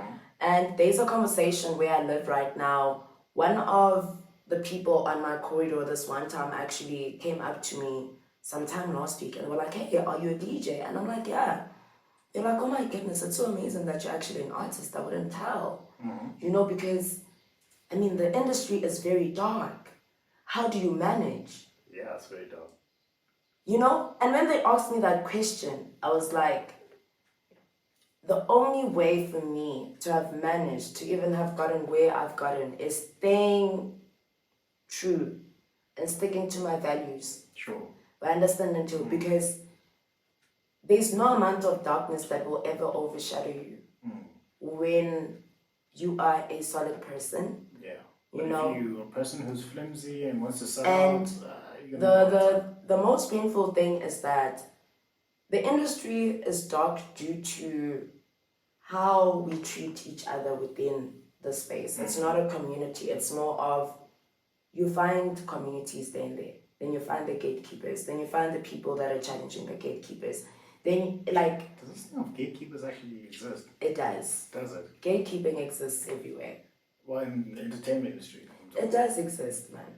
Gatekeeping is there, but that's not the issue. Do you understand what I mean? Even if there are gatekeepers, there's still a way to actually get them to open doors for you. There's always a way. Like, there will always be a way. I understand that. And also, I would like to look at gatekeepers as the people that actually keep the culture alive. I understand that too. How do they keep the culture alive? Wabona, your corporate companies, you may all have the experience, you know, have the attributes, but if you're not the specific candidate that they're looking for, you will not be offered that position. Gatekeepers, I feel like they also do the same thing where sometimes they qualify people, and there are those that actually disqualify the people that are actually deserving to be in those spaces, you know. But now we just need to also remember, Hore, in everything that happens, there's always a reason behind it. And like I said, they are some of the people that actually keep the culture alive. There's some of the people that actually stick to the values of like simple things such as DJing. They're the ones that be like, this is actually what it should be instead of this. Do you understand what I mean? Because right now it's very simple to be a DJ. You can be a DJ overnight sensation. You know, it's very simple. But yeah. It depends. Are you doing it for the right reasons or not? So the question that I'm asking you in your experience and you putting in your future-looking lenses on is, where do you see this industry going? Oh, that one is very tricky. We really need to work on preserving it. Preserving it, okay. So how do we preserve it? Preservation is very important because currently where we are, like when we look at the entertainment space now, there's so many people that have released songs, but then they know it to be found right now. And preservation comes with longevity. It's the young kids also that are coming into the industry need to know and understand how to look at longevity instead of now. Because every single week, there's a new Amapiano song that's coming out. Every second day. And right now, if you had to listen to Jobe, it would annoy you. Right? What are you saying? But I like the song Yeah, actually. yeah. But there's other people. It's things like that where when you're making your music, man, make your music that even in 20 years' time, bruv, You can listen to it. you can still listen to it. Make it so well that it never loses its essence. Sure. That even when you listen to it, you're like, actually, this is a masterpiece. Exactly. That's That's the only way that this industry is going to survive. But we need to really start making money and music and the arts for the right reasons, you know. What are the right reasons? Because I've heard that before. Because those people who've been in the game for a very long time, those people who are at the top, those people who are really making a killing, for up and comers, they're always saying, I don't see you doing this for the right reasons. So what is... The right What are the reason right reasons? would be being a game changer. Most people just want to do it. Powerful, yeah? Being a game changer. Be a game changer. Be a game changer. Be so well in what you do that you are able to inspire every single person around you. Be that. Because what's the point of being famous today and tomorrow we forget about you? And there's too many examples of You that know, happening, yeah. it's not nice as well when you actually look at it. It's really not. Because now, it just, it dilutes the purpose. It dilutes it. That's why even our parents, when we tell them that, hey, mama, this is what I want to do, they don't see it as a serious thing that will actually give you life or feed you. Sure. Because I've seen so many people Yeah, rise you and know, fall. that one-hit wonder. That's not nice. Like, you know, who's the guy that sang Now You're Just Somebody That I Used to Know? I don't know, where is he? Hey. Where is that guy? Gotcha. He just dropped a banger and then disappeared. Where did he go?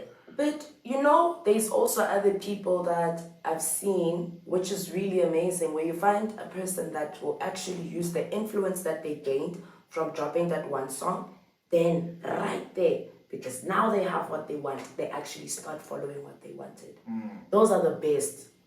I understand it too, because they had vision. Sure. They envisioned themselves that, you know what, now, in order for me to actually get to there, Yeah. let me try this out. Yeah. It will bring me everything that I need. If I'm going to have my own brand, it will give me the client. Sure.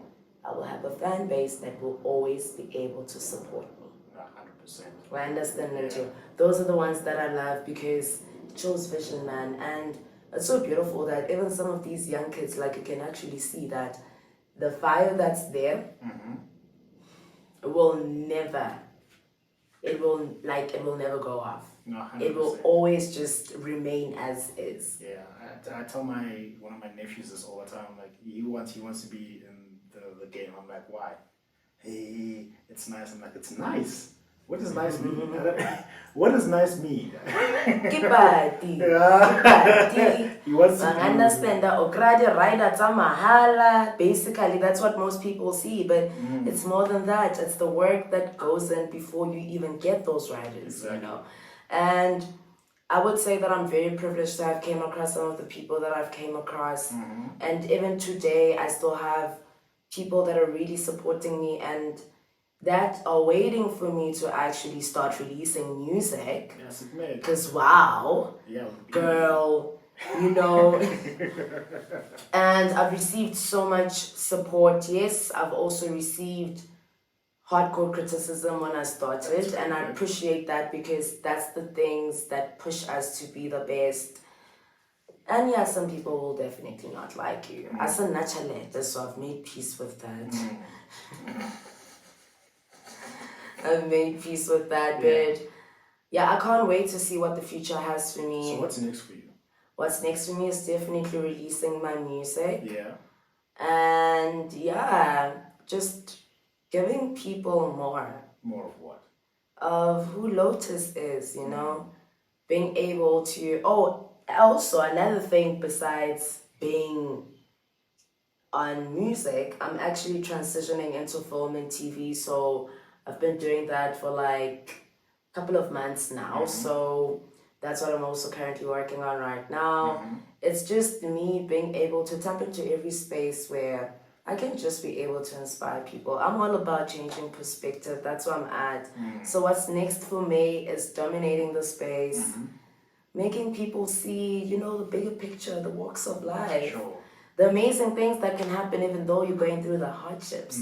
Being that plant that grows through the cracks of concrete.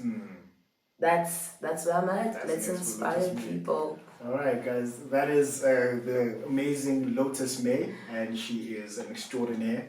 She's going to be changing the world. She's going to be dropping her EP. When it drops, I would have listened to it before because I'm dope. Absolutely. My life is dope, and I do dope things. You know what I mean? Yeah, so man. that is Lotus Mae, and we've had a very great conversation. She has to ask you questions. Yeah. So, thank you for that. So you have to ask me questions. I have to ask you questions. Ask me Oh a my few questions. goodness. Ask me a few questions. Let's go. You've got the microphone now. What am I gonna ask you? Are you putting me on the spot? Yes, you are on the spot. Okay. Hi guys, welcome to NJ's podcast today. It is the Queen Lotus Mae taking the seat, and Listen to I that. have Mr. Dlamini, Yes. also known Nkosi. Yes. Jay Dlamini, also known as Mr. Dlamini, Yes. podcaster, DJ, and Ntate Morudi. Quindi, why did you do that to me? Why did you do that to me? That's just a nickname he gave me. Yes, ma'am. So, like, I want to know, right? With everything that you do, Yeah. what is the middle ground for you to be able to put everything together?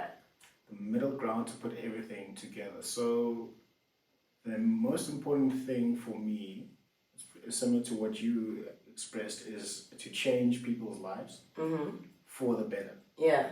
And primarily for them to find God. That's the most important thing. And so I want to use all of my talents for that express purpose.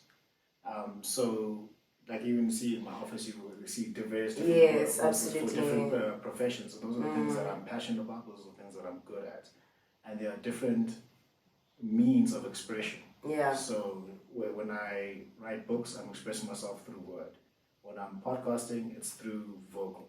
When I do speeches, it's through the spoken word. Music for me started 2021. Yeah. Oh, that's interesting. That's very recent. How did you actually find yourself there? Find myself there. Like, Yeah. this is how it started. So I've always loved music. My idols in terms of music is Michael Jackson. Oh, that's actually no wonder actually. Michael Jackson, and from a music perspective, Michael Jackson and Avicii. So when those two people Yeah, I died, mean, like, hey man, it was actually very painful. I can only imagine because they made such beautiful music. when those two people died, I actually cried. I cried. I So you cried. found yourself sobbing and being like, oh my goodness, my favorite artist is People were no looking longer at me like, around. why does this guy cry? I'm like, it's Michael, Was that it's in Michael public? Jackson. It's Michael Jackson. Were you crying in public? No, I was like, so I heard the news. I was in, I was in the news. I was like, hey man, don't ask man crying in public. That's... So I heard the news, and I was on a bus with my friends, right? Oh. And then I was like listening to beat. I'm like, oh, he's dead. I wasn't like sobbing, but I was like, yeah, but you know. Yeah, nah, I can relate to that, guys. When AKA passed away, I was like, yo. That was a sad day. That for me, that crushed me. I was like, no, you know. I can definitely relate. And then also when Avicii passed away, I was not okay for a very long time. So from a music perspective, so I'm always like, I'm a cultural person. So arts and culture is something that I really love, right? So It's embedded in you. it's embedded From birth. From You birth. live for it, you breathe it. I live for it. I breathe it. So then I wanted to learn to play a musical instrument. So which instrument are you currently, or is it the I'm a CJs? CJs. Oh, alright. So I wanted to learn to play the guitar. How's that going? It didn't go.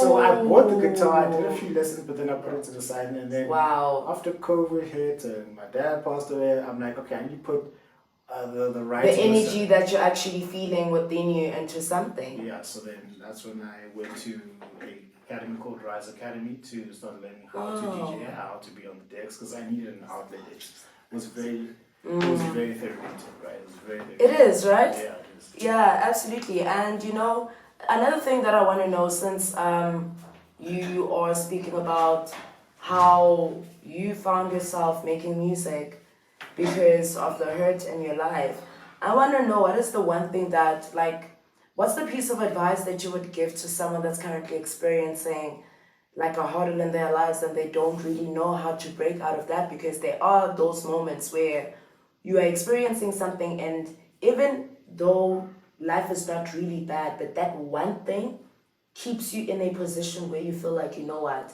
I've lost it all right now because this element is no longer there. What's the one piece of advice that you would give to someone? Stay off the weed. But I mean, it does actually really. It may help you. It does help. It So, does. I And you would know, say it's good to be like, try to you know, stay away from. Okay, the first thing is don't indulge in addictive behaviors. Okay. Because it's very easy when you are hurting and you're in pain to find yourself deep in alcohol, deep in. But music is also addictive. No, but it's not gonna destroy you. Come on. Like there's a difference between Okay, physical so, life and music. yeah. Come on, two different things. Try not to go to addictive, even food. People that get addicted to like food. Yeah, Sugar stress and eating. chocolate, yeah, stress Yeah. eating. And I think one, you need to have a relationship with a power that's bigger than you. So that's God. That will definitely anchor you. And then you need to get around people who can support you, man. Like A good support system is always a key. very good support system. Because like if you're being supported by people who are also negative and people who are also down and depressed and mean-spirited and hateful and just want to use you and abuse you just for what they can get, you're not going to get out. You're not going to get out of that funk if you get like that. And then also you need to try find a bit of variety in your life. And like, don't be doing the same thing. Salad. Yeah, for salad. Several colors. Yeah. Salad. Salad, yeah. You need like several colors, you know. So you need a variety in your life. And then when you're going through something, right? And for example, you're struggling with music. Yeah. And you don't have the joy in music anymore. You need to remember why you actually started. Why did you actually start? And why you started is like based on hospitality riders and Hey man, but I mean, nice come life. on, it's needed, needed, but you're man. not gonna go far because those things are temporal. So like if you know you started for the love of it, That's the one like thing that something like moving. in my set, there's always this a cappella that I play over a whatever song it is. It's called All About House, and there's this guy just going on a rant. It's like I remember back in the 80s when I first heard electronic sound, and then at the end of it he says, if you think he was very expressive, he was like Absolutely, he was very expressive, and he was like saying that if you're in this game for thinking that's an easy way to get laid, get a life. This is all about the house. But come on, obviously we know. We know. We know. All these girls be looking at you when you're there on the decks and you're like, okay, you know several colors. Speaking of it, it's right there, right in your face. And you don't really have to try much. They like bring themselves to you. So then you also have to have boundaries. You have to be able to say like, no, you have to know why you're here. So you're monogamous individual? Yeah, married for the like. That's it. There, don't ask me. Don't ask me. Like or you are part of this Tembu vibes? No, absolutely not. Tembu vibes is an absolute disaster. That's the topic for a completely different day. But because I think if you are going after marrying more than one person, then you're not really married, are you? You are, No. to a certain degree. No, you're not. No, you're not committed to anyone. Both of your wives? Yeah, you're not committed to anyone. Like, that's not commitment. Because like, think about it this way: if you get into a relationship with someone and then you start seeing someone else, you're not in a relationship with that person, are you? Hey, you see, relationships rather, like, are we dating or am I like in a relationship or I'm with you to actually like Are we dating towards marriage? Are we Dating courting towards each- marriage, and then you Other- start seeing someone else. You're not really dating towards marriage. No, it's done. Thank you. Thank you. For me, it's chai. We don't share here. I Thank don't share my you. food. That, you see. You know, see like what you I'm pick saying? from my plate, have it all. If you're gonna pick from my plate, rather have it all, you know. Exactly. No. So for me, marriage is one man, one woman. Come together, you carve together into one. Yes, the two shall become one flesh. Yeah. You know the verse. Yeah, so that's that. I'm not an MBA. You know what an MBA is? You know what an MBA is? School us. No, not the school one. Teach us. No, school you guys. Okay, an MBA. Listen to this. Is married but available. You know those people? Yeah, those married but available oaks. No, they're not one of those. And also speaking of that, I mean, like right now in South Africa, we're currently experiencing like this whole new culture that has just like came to us and everything. What is your take on like online dating? Because that's where you find some of the MBAs there. Like, Married but available. yeah, what's your take on that? Like the whole dating culture that we're currently experiencing right now. Very simply, by affair. But let's just call it what it is. That's just what it is. Oh my That's just what it goodness. is. What? That's what it is. So you just, again, if you are married but then you're still seeing other people, you're not committed. Would you say the best solution would rather to like get a divorce so that you can be able to like experience all the other things? Listen, I believe everyone should get married. It just simplifies everyone's life. Because if you look at how society is built off of the nuclear family. So if the nuclear family is destroyed, then communities and societies become destroyed too. Right? That's the thing. I mean, like if you could pick before you were born to be born towards two parents who love each other and create, Or a single parent, definitely. or a single parent, nothing wrong with being a single parent because this is life, right? Or a single parent who's abusive or whatnot, you would pick the two parents who can raise you in one household so that you end up becoming more stable. Absolutely. That's just the data. That's the And it's also more of emotional stability as well because, you know, I've also like sort of read and we see it in our day-to-day lives as well. Sure. But what do you think is usually the cause for people to never really want to settle down or to create nuclear families, especially within the societies that we currently live in? So their problem is that they don't want to commit because marriage is a heavy commitment. It's not like you're going to walk down, go to Las Vegas, or sign Yeah. a marriage is you're denying yourself and the other person's denying themselves and you're coming together to build towards something that's common. And people are afraid of that. They don't want that. Some people want to be promiscuous. Some people, they want to see multiple people. If that's what you want to do, that's what you want to do. So my thing is that if that's the life that you want to live, go and live it. But then don't lie to yourself and say that you want to be married because you don't. Because a lot of these MBAs are there. It's those guys that just got married, or rather got married because they're too selfish. Do you think so? Yeah, sometimes they don't want to lose you, so they'll marry you. So it's a facade, rather. Yeah, it's a they're facade. selling you a facade. They're selling you a dream. Oh my goodness! There's Wow. a lot of MBAs out there. Like you see over there, there's a book that I'm writing coming out this year. Father of man. Yeah, how do we build better men? Y'all need to pray for me. Y'all need to pray for Hey me. man, personally for me, I'm just like, you know what, God, ban. Oh my God. So the problem is, here's the problem with your MBAs. They don't want to be committed. So stop lying to yourself. Leave the woman alone and then go and live your life. That's Is it. that possible? It is. You think so? It is.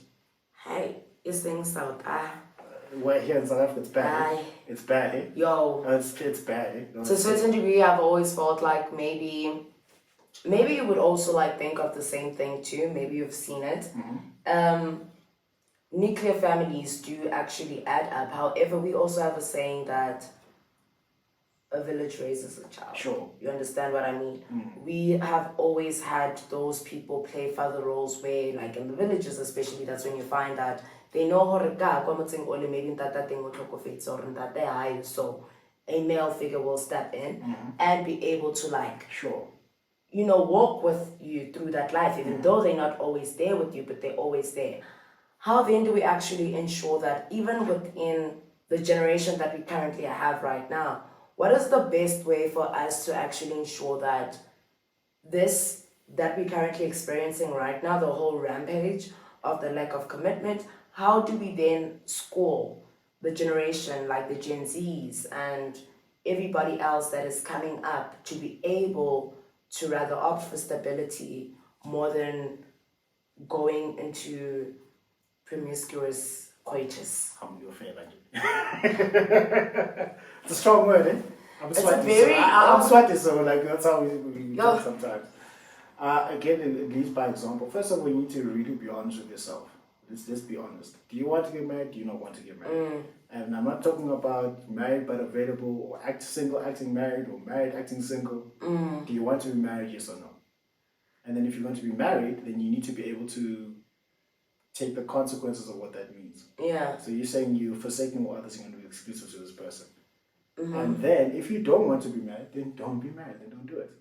So another thing that I want to find out based on your career, right? I mean, yes, you're right. You're a podcaster. You do public speaking as well. In everything, what I want to know is that, like, is there like any music that we can expect from you anytime soon? Oh yeah, I've already started creating music. I have an unreleased song. I have unreleased songs already.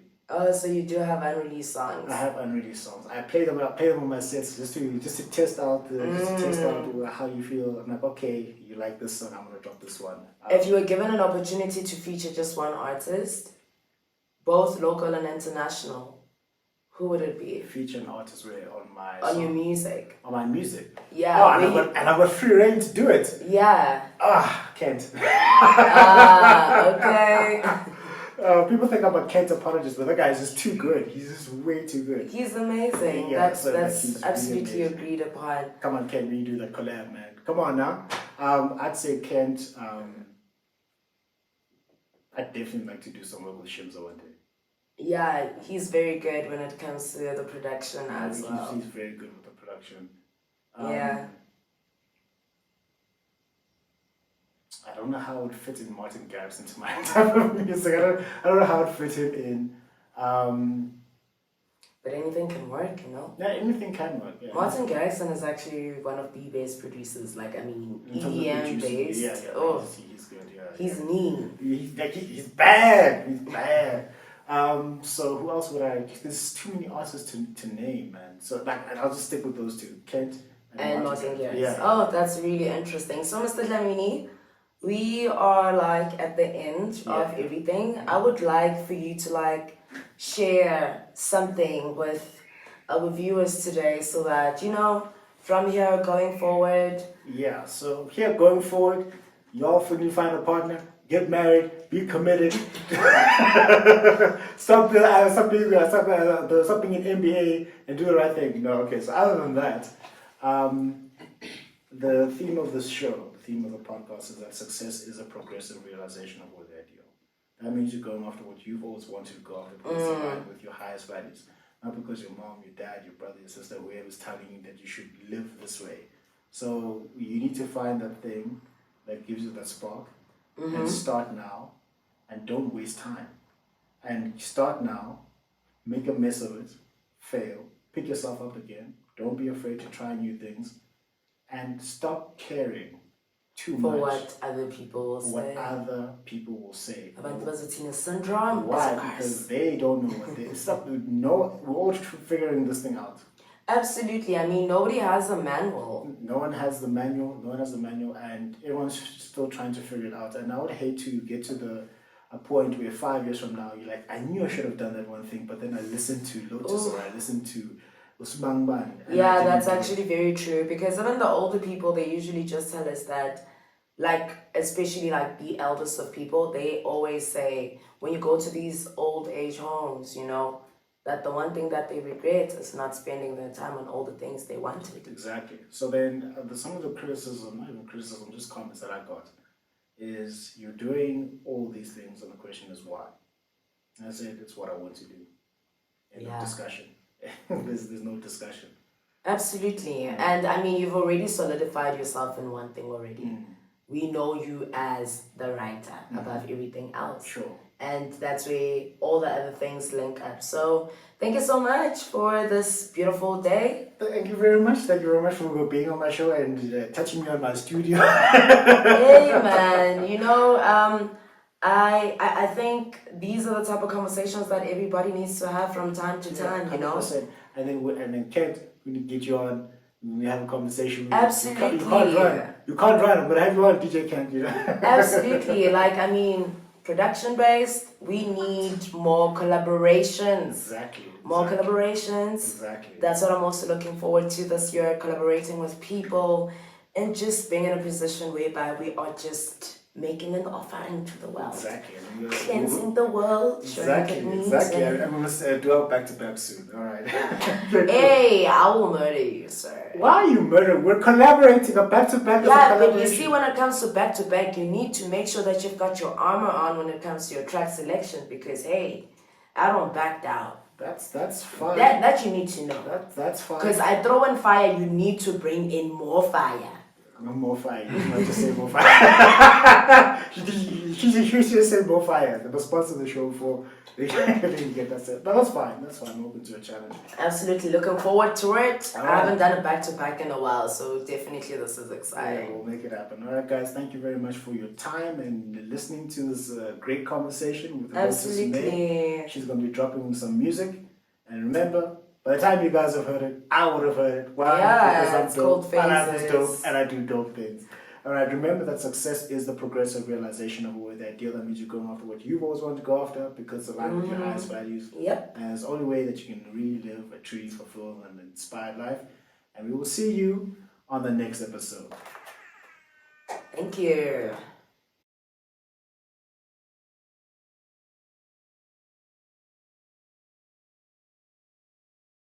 It can be the day that turns your life around. All you need is a reason to turn you on. Today, my life changes. Now, who can do that? Anybody. When can you do it? Whatever day you pick.